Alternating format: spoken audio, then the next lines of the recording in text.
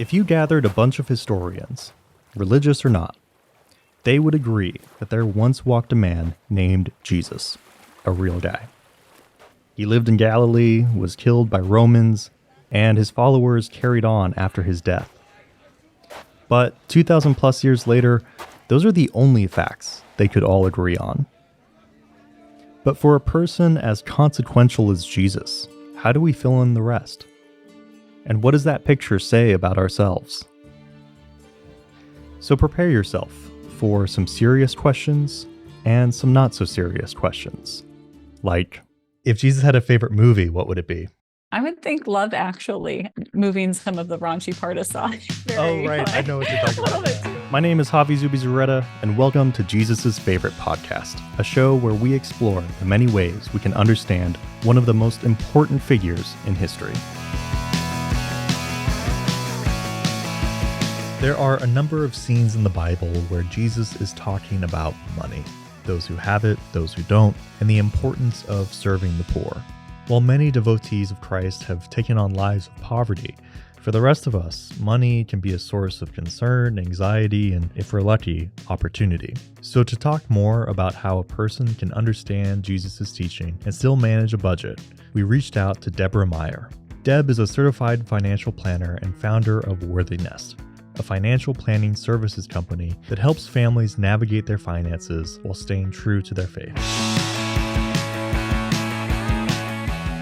Deb, thank you so much for being with us here today on Jesus' Favorite Podcast. To kick things off, could you tell us a little bit about yourself and the work that you do?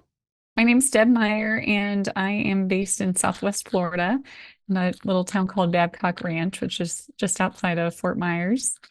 I am a cradle Catholic, and I have also been really interested and intrigued in the finance world for many, many years. I'm a CPA and certified financial planner, and I run a firm called WorthyNest. When I first started my career years ago, I was in public accounting for a couple of years, and then I transitioned into wealth management, working for a multifamily office back in St. Louis, where I got my education and then I started my career. You know, it's just been a cool evolution over the years where God has led me in my career and in my personal life. And I really focus on helping families build wealth in alignment with their values, specifically Catholics and more broadly Christians. That's great. The thing that we're so excited to talk to you about today is that element of what does money do? Because we know in the Bible and elsewhere, money is often at the root of many problems and many evils. Tell me a little bit more about WorthyNest and how you are approaching wealth management, which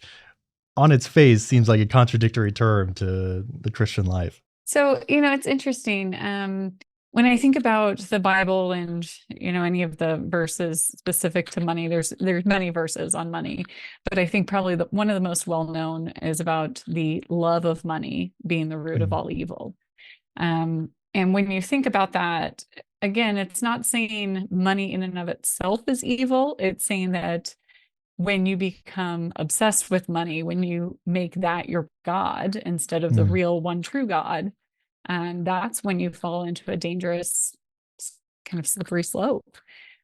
So again, in the work that I'm doing with clients on the wealth management side is trying to keep God at the center of the financial decisions and seeing where God is calling each family individually to best use their gifts, their talents, the resources they've been given. And some of them are very successful financially in terms of income or salary. But I also work with people that have a heart for goodness and generosity. So even if they're making lots of money, they're trying to reinvest that in, I guess you would say, godly endeavors, whether that's bringing up their individual, children, raising them in a way that instills their values and helps them share their faith openly with their children, or if it's externally just giving to causes like church and other charitable giving that really, again, can make a profound difference in the lives of those that haven't been as blessed financially. I believe it might have been in your podcast, Beyond Budgets, or perhaps somewhere else on your site. You're talking about how you can't serve God if we're putting our money first, which sounds a little bit like what you're getting into there about putting money as your idol. How do you help your clients sort of navigate that? What are some of your founding principles around making sure that you're serving God before money? Yeah. Well, I think from a basic kind of budgeting perspective, you can tell a lot by where people's intentions are, by how they're spending the money that they earn. At a practical level, I worked with a client a few years ago that they wanted to pursue that more expensive lifestyle. They were earning a good amount of income. They were getting into a bigger house. The bigger house costed more to maintain. It had gardening expenses, house cleaners, and the more square footage you have, the more rooms you have to think about. And ultimately, I ended up not working with that client anymore because the emphasis on just buying more, right? Bigger house, more expensive cars, fancier clothing, whatever it is. Like, to me, a lot of that is more external and it's just for show, I guess. And we just couldn't come to a good pathway where they were willing to adjust their spending. They just weren't willing to put the big house for sale and go into a smaller home in a less expensive neighborhood. They weren't willing to trade in the Mercedes for, a more reasonable vehicle. Sure. And again, I wasn't putting any judgment on them. I just said, realistically, if you want to meet some of these other financial goals around retirement or funding kids' college or private school costs, you're going to have to make these trade-offs. And some people are willing to do that, and some people just, quite frankly, aren't. That's not up for me to decide. Obviously, I pray that, God might move them in a direction that they feel called to, maybe right size the lifestyle. But it can be a really difficult and sensitive matter because, at the end of the day, each of us has our own goals, our own priorities, but what God's always calling us to is love one another. And how can we show that love?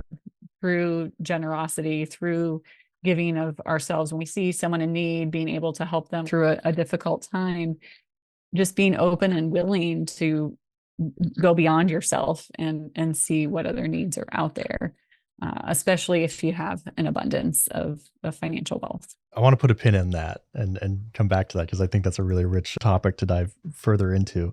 But first, I want to give you some rapid fire questions. These are to help stimulate the thinking around Jesus, and there's no right or wrong here. It's whatever your heart tells you off the bat. So are you ready? Okay.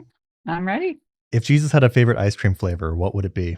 Gotta believe he likes to mix it up. So I would think like Neapolitan or something where you use chocolate, vanilla, and strawberry all mixed together. You can pick a little of each. If Jesus had a favorite movie, what would it be?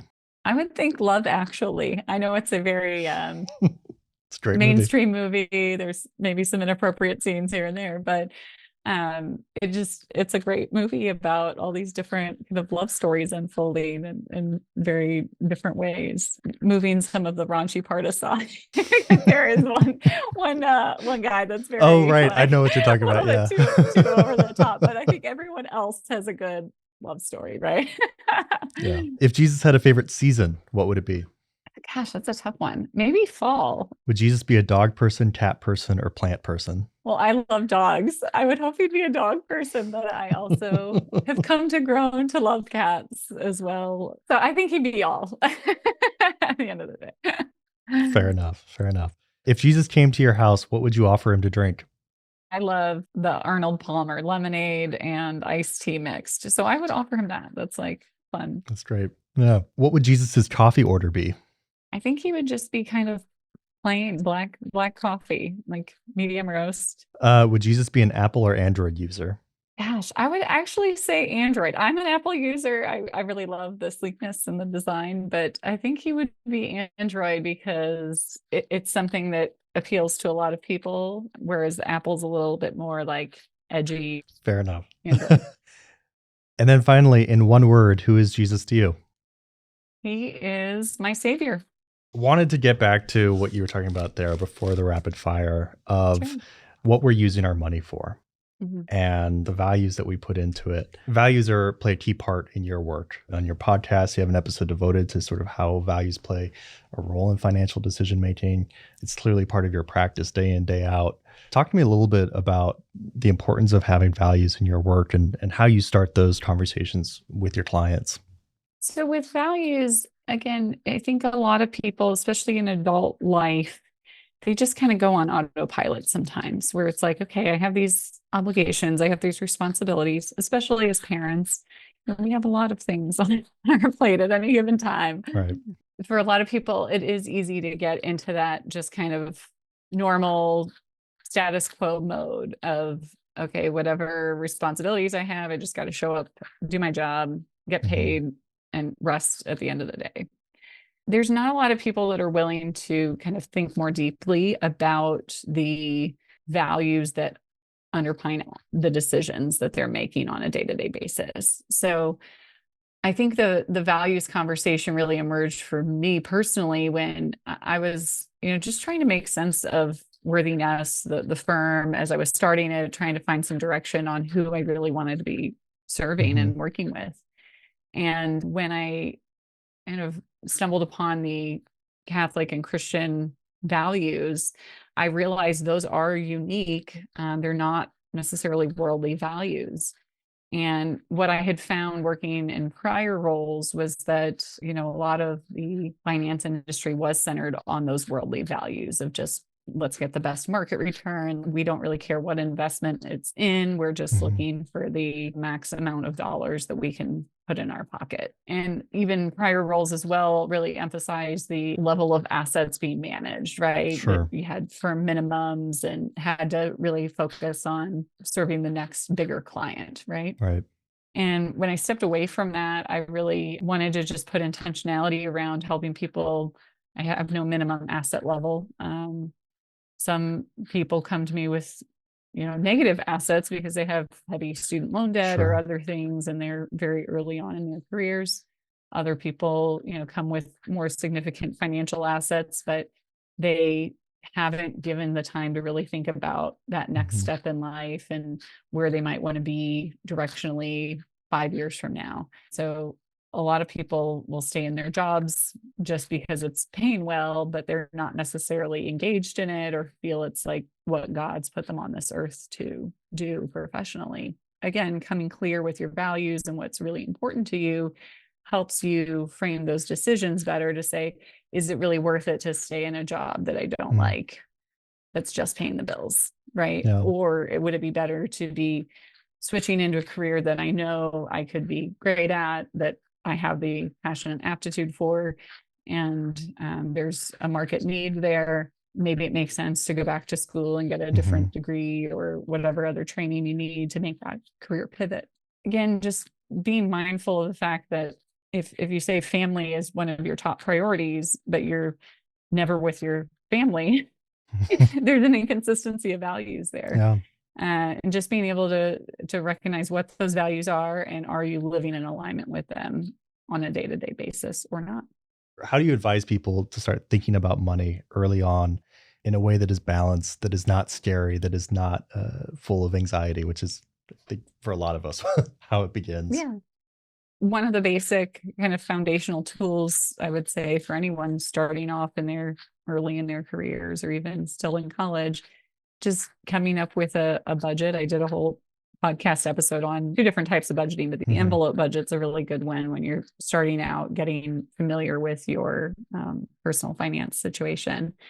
And that, in a nutshell, is essentially saying, okay, whatever your paycheck is, we take that money, put it into different envelopes based on fixed expenses like Hmm. rent, auto insurance, health insurance is already being deducted through your paycheck. Great, Hmm. you have that covered. But if not, making sure Sure. you're covering any of the bills that like absolutely must get paid month in, month out. And then separately kind of coming up with discretionary buckets of, entertainment, dining out, things like that. And really being able to understand what your goals are going forward in the career that you've chosen. Are you liking your career? At least give it a year, maybe 2 years before Hmm. you make a quick decision and change. I know it's I'm in my early 40s, so I'm a little bit different life stage, but at least when I was in my 20s, like I knew pretty well, okay, I Hmm. like working with numbers. I started off in accounting and I enjoyed that, but I made a switch to financial management pretty quickly in Hmm. my career because I didn't love dealing with just the historical information. I wanted to be able Sure. to help impact people on a more proactive basis. So if you're in a career that you're like, hey, I like this, but I don't like these aspects of it, Mm. maybe just doing some research and better understanding, are there other connections that you could be forging in related industries that would allow you to make a career change? One of the guys that I work with, Jeff, on my team, he actually went from engineering Mm. into financial advisory. So, good example of someone that, was in kind of an analytical career to begin with, but like really realized, hey, this is not the area I want to be in long term, and took proactive steps on the side outside of his full-time job to make those career pivots. So really just defining, are you in that right ideal career? And if you are, great. If you're not, trying to figure out how you might be able to budget to reserve money for education or retooling of the career. And then from a practical value standpoint, just understanding, okay, is your emphasis more on adventure? Is that one of Mm. your core values? And if it is, maybe it's creating a bigger travel budget. Sure. That's the first things that Yeah. comes to mind when you're a Yeah. pretty adventurous person, right? Sure. But if you really prioritize generosity, being able to make sure you're tithing and maybe even giving above and beyond a tithe if you're so financially blessed that Yeah. you can do that. So again, just examining the practical side of it, but also understanding more of the qualitative core value side of Hmm. things and helping that guide the budgeting decisions that you're making. For so many of us, worry is at the center of money. And I think Mhm. it can prevent us from living a life of faith Mhm. in so many ways. How do you advise people through the worry of money, having enough, not Yeah. having enough, keeping it, etc.? It's a common worry even past your 20s, to be honest. Yeah. There's a lot of people that struggle with it. And I think a lot of it comes down to mindset, right? If you have this kind of scarcity mindset that there's not enough, that, if you give something, you might not get it back, or however, like scarcity shows up to you. But just seeing wherever you currently are in life, especially on the financial spectrum, as this kind of fixed station in life, it's not fixed. There's plenty of opportunity for growth, for opportunities down the road. I know of plenty of people that are they get a couple of years experience in the corporate world and then they move and start their own entrepreneurial endeavor and find great financial success down the road. So there's always some opportunity there, if you're willing to put the hard work in, but also you have a natural talent and desire to go in a particular industry or career. I think from an earnings potential, that's always going to be your main source of kind of financial stability, right? If you're earning a decent amount of money, if you have budgeted wisely, you'll always have something left to put away for a rainy day, right? And if you always stay stuck in this scarcity mindset of there's never enough, there will never be enough in the Sure. future, it's hard to move beyond that. So Mm. again, working on the idea of gratitude, being thankful for the things that you do have, being mindful of Jesus at the center of your life, that you can come to him with all of your troubles, whether they're financial, medical, relationships, whatever it is, that he's there to help carry you through those. When I think about my experiences over the years and some of the most difficult times when I did turn to God the most, for me, it's been more on the medical side, but I know for a lot of people growing up too, you can have these different influences, especially from your parents. If they struggled with money, it's hard to kind of break that cycle Yeah. psychologically, even if you are in a better financial position than your parents were at a certain time. So just being able to recognize that what happened to your parents isn't necessarily going to happen to you. You can Hmm. break out of that cycle Yeah. with the proper mindset, hard work, dedication, and really offering it up to God to say, I surrender. Where are you calling me next? Yeah. Could you tell us a little bit more about the scarcity versus abundance mindset? You've mentioned it in Yeah. your work and kind of what those two mindsets are. So again, the scarcity is looking very deeply at the fact that you feel like your station in life is already fixed, that Mm. these are the cards you're dealt, you just have to deal with them, right? And you feel kind of powerless at the end of the day because you're like, well, if whatever I do, if that's not really going to make a difference, I'm just kind of stuck here Hmm. indefinitely. It just takes a lot of the joy out of life, and there's not very much motivation to pursue new opportunities, or if you're in a business career, climb the corporate ladder or whatever it Hmm. may be. You just have this kind of, hey, this is what it is. Hmm. With an abundance mindset, you really don't see those limitations. My husband and I have been married a long time. He tends to be much more pragmatic and try to bring me down to reality sometimes. And I'm more the Hmm. dreamer, idealist, right? And if we're taking a chance on something, usually it's me spurring Mm. that that decision. But I used to be more under a scarcity mindset, and I don't know for me what flipped the switch Yeah. precisely. I just started reading about it and better understanding it, and one day it just kind of made sense, like, okay. And maybe it was when I became an entrepreneur. I don't Hmm. know if that's when it Sure. officially switched, but I just said, you know what? I have some valuable skills. I can try to go out and see how this grows. And I'll never forget when I made that transition from I worked at a multifamily Hmm. office back in 2013. Quit that. I was at home with my two young boys. Now I have three, and I had gone down this pathway of like, okay, I'm going to be a stay-at-home mom for a little while, and that lasted about 4 months. And then I was like, no, I need, I need some professional stimulation. So I just launched this accounting practice, and it was one of those situations where the accounting practice kind of took off without me really doing any marketing. Like it Mm. was just God's intervention helping build this business that I Hmm. wasn't even building. I Sure. really genuinely just got extremely blessed in Mm. that situation. And yeah. And then once I had started the accounting practice, that's what gave me the confidence to start WorthyNest Yeah, a few years after the accounting practice. that's great. How do those two mindsets, the scarcity and abundance mindset, how do you see them relating to your faith and to maybe the life of Jesus? When you look at the teachings of Jesus, he really does what's best for us. And living in a scarcity mindset that's based on fear Mm. isn't a healthy place to be long term. So I do believe he wants us to live abundantly.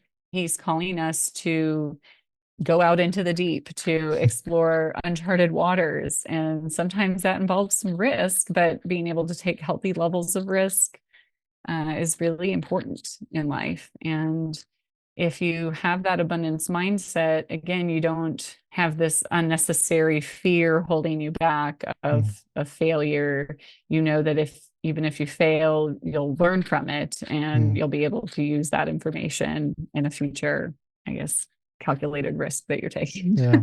Uh, I think it's important that we note too that what you're describing, there's a difference between sort of the gospel of wealth, right? And this idea that Jesus will give you riches upon riches. What you're talking about is God wants you to be your fullest self and to Mm-hmm. take that where it guides you. Could you Mm-hmm. maybe speak on that a little bit of the difference between God, please help me make a lot of money so all my problems go away versus maybe God help me Yeah. through this challenge that I'm facing? Well, I think from a just purely trying to make a lot of money, it's like, why are you trying to make a lot of money? Is it because of the power, prestige that you think it will bring? Is it because of the generosity you want to have? Most people are not like, "Oh, I'm going to make a lot of money so I can give it all away." Most Sure. people, right? So when everyone says, "Oh, well, I'm just trying to make a lot of money so I can be more generous," like, I don't buy that 100%, right? But I do think being a steward of the financial blessings that God has bestowed on you is an important calling. And it's one that if you happen to make a lot of money in your career, great. How are you going to use that wisely and turn to Him on how it can be used wisely instead of just thinking of the worldly, okay, let's buy a second home or a fancier car or whatever the flavor of the month is. Lent is coming up. From a financial perspective, what might you advise people to give up for Lent this year? I've evolved in Lent practices over the years. I think when I first kind of grasped what Lent was and focused on more of that sacrificial part of, okay, I'm going to give up chocolate, for example. That was something I gave up pretty frequently for Lent for like 10 years. So I'm like, I really like chocolate. Hey. But more recently, I've been less about giving something up and more intentional about, I guess, spreading joy and love to those around me.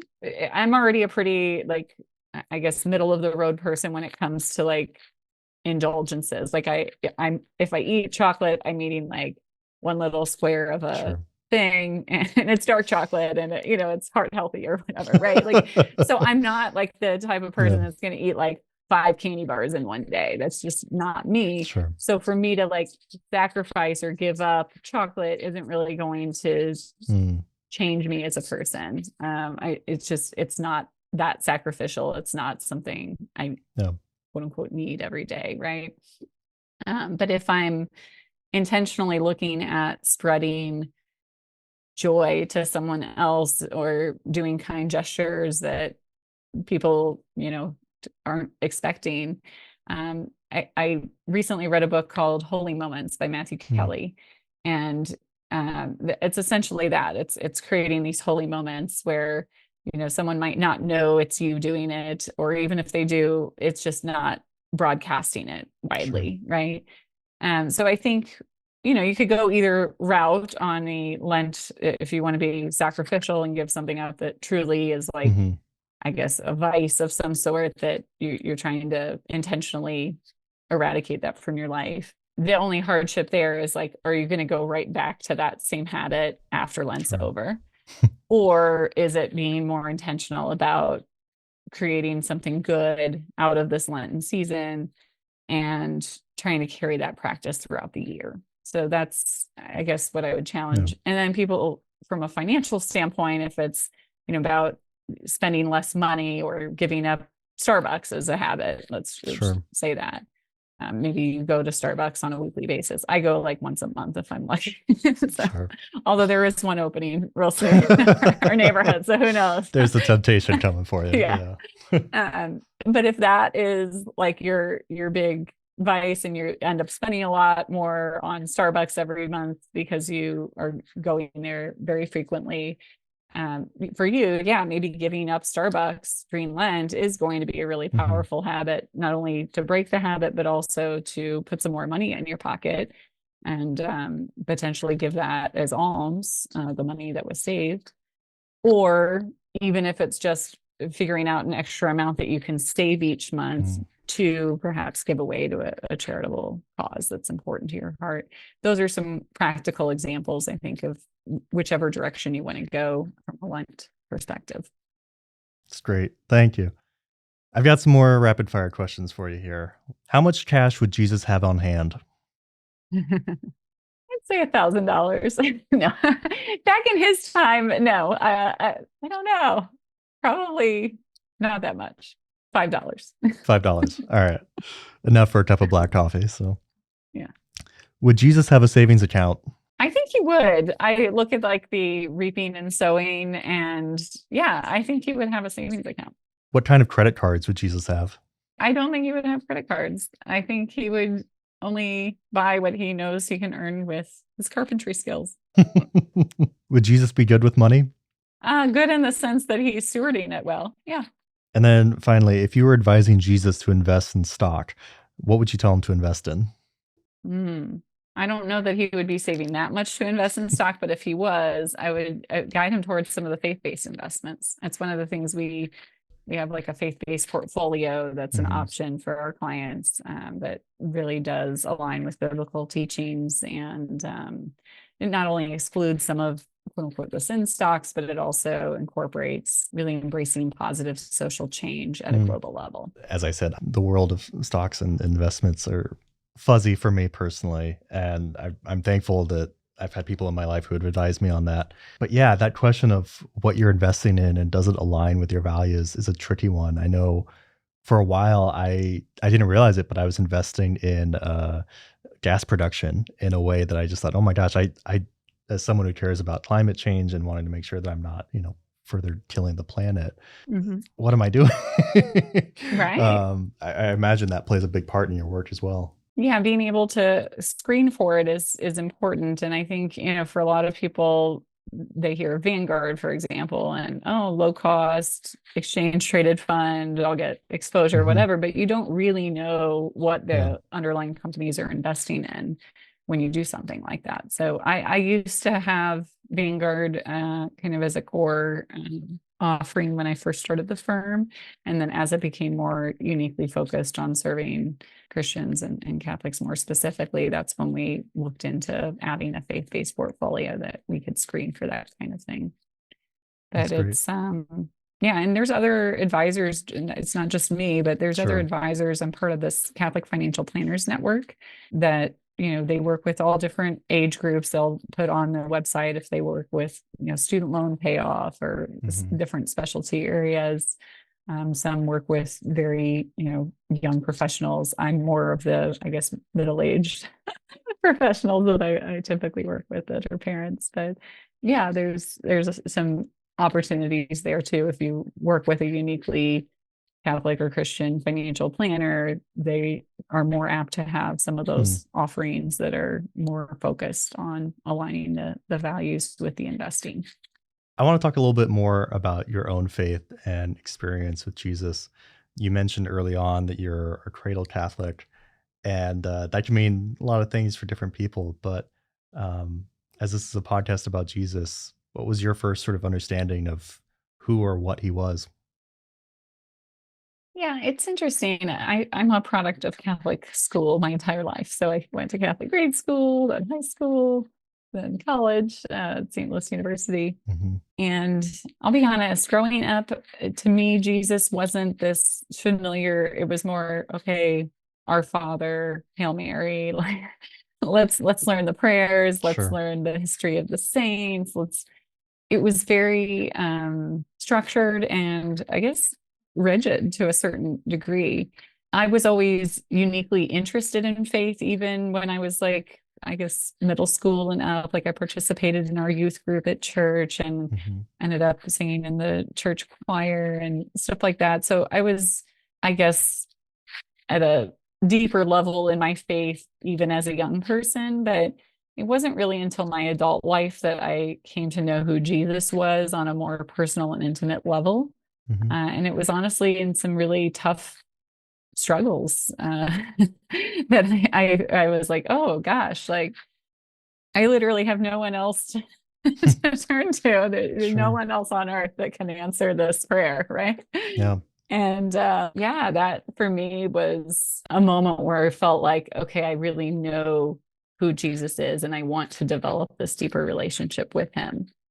And it took me several years to kind of have that aha moment. You shared a little bit in your podcast about a big move that you made fairly recently in 2022, moving from St. Louis to Florida. Could you tell us a little bit about that move?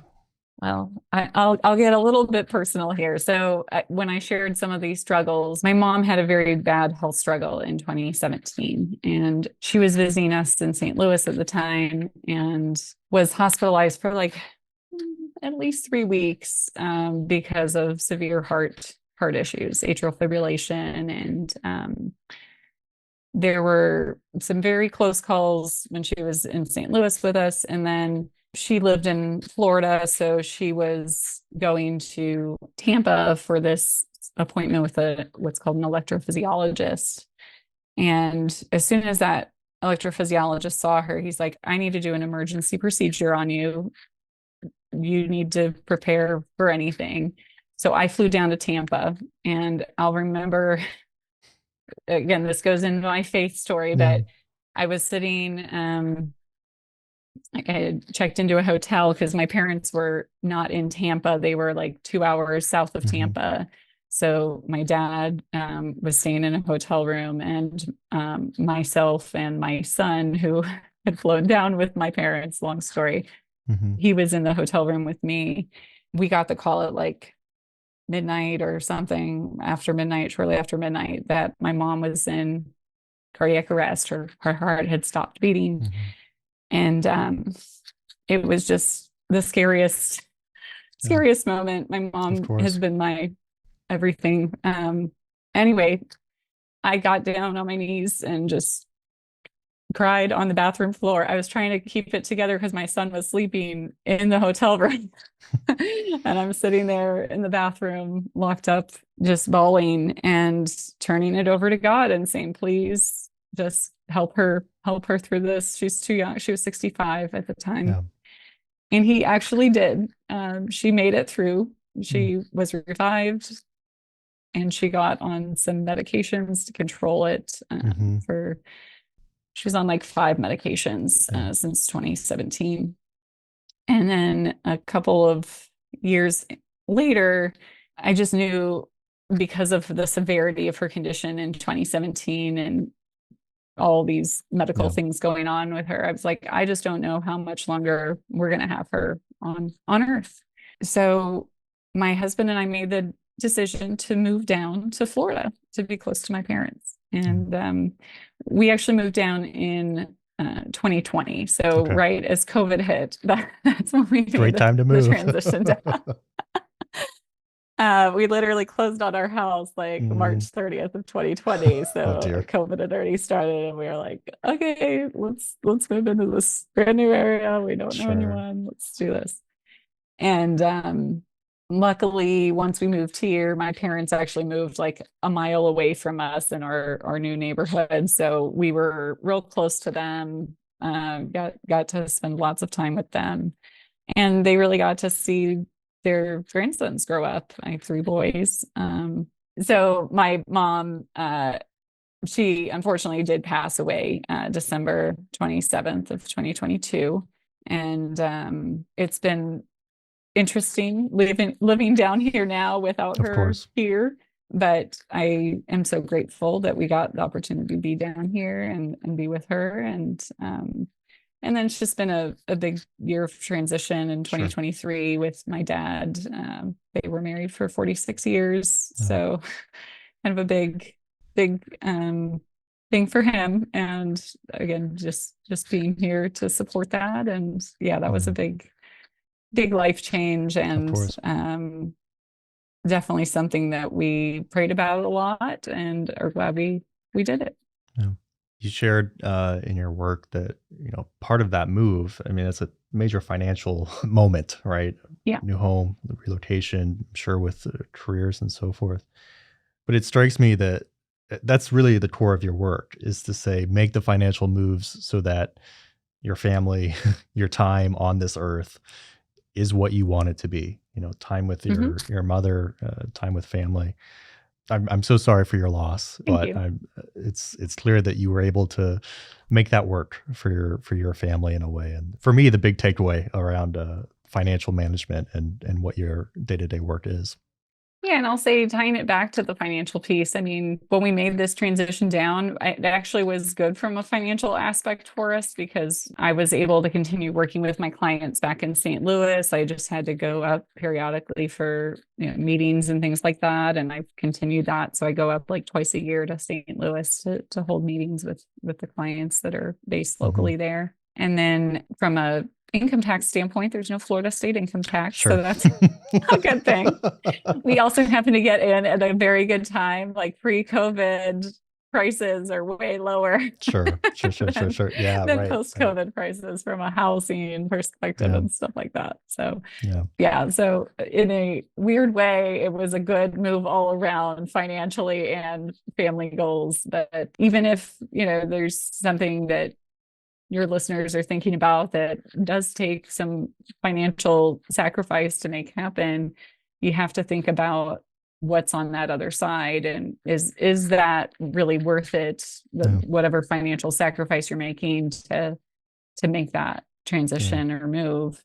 And in some cases, in the short term, it's hard to do it, but in the long term, if it's going to be great for your family or for you personally, not only should be focused on the short term, but think about the long-term consequences as well.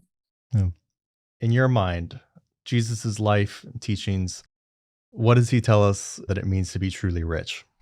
Well, I think of rich, not in the pure financial sense. I think of living a rich life as being connected to others in a powerful, meaningful way. When you think about Jesus and his teachings, they were always centered around love, right? And loving those in our own household, loving the people that may not agree with us on things. That's another piece that is always important to learn from Jesus, is just because people don't agree with you doesn't mean they're not worthy of love. And that's something I continue to learn. When you brought up Florida, like, it's been a transition for us because we had a lot of similar like-minded friends and the Midwestern values and things like that. It's very different in Southwest Florida. Very. So just being able to, again, see that, okay, not everyone thinks alike, and it's okay, as long as you can come at it from a perspective of love instead of hate. That's great. Let's go into our final rapid fire here. Okay. All right. If you could ask Jesus one question, what would it be? Just one. I would hope he would reveal a little bit of heaven. I mean, I know heaven's like this amazing, glorious place, but if you could give like just a little bit of sneak peek into it, that would be what I'd ask him about. If Jesus were to look at you, how would you describe his look? Probably just this kind of sly smile, like not the crazy over exuberant smile, but just something like, you're my creation. Where is Jesus most real for you? I guess in the Eucharist, when I receive him at Mass. And then finally, what would Jesus's favorite podcast be? This one, right? I mean, the podcast name lends itself, right? I think it's great. I do think he would also appreciate Ascension Press has the Bible in a year. Sure. I just listened to that, finished it up last year, and I'm starting to do the Catechism in a year. Some great podcasts as well, for sure. Yeah. Well, thank you so much. We really appreciated your time. Sounds good. Thanks so much. It was nice meeting you. You as well. Take care. To learn more about Deborah Meyer's work and financial advice, you can check out her own podcast, Beyond Budgets, or read her book, Redefining Family Wealth. Her company, WorthyNest, can be found at www.worthynest.com.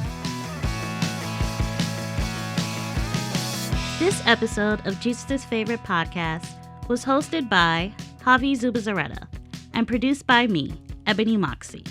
Senior producer, Josh Long.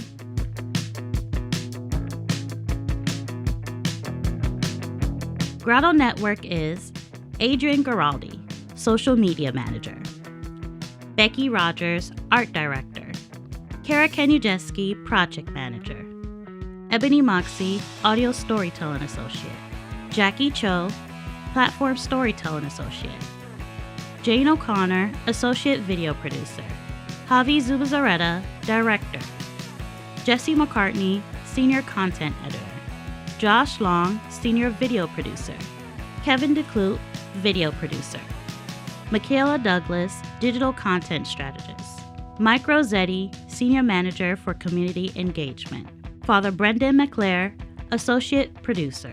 Ryan Brossard, Student Media Assistant. Special thanks to our guests at Notre Dame Studios. Did you like what you heard today? Please share Jesus' favorite podcast with a friend. Also, please subscribe to our YouTube channel and follow us on Instagram at Grotto Network.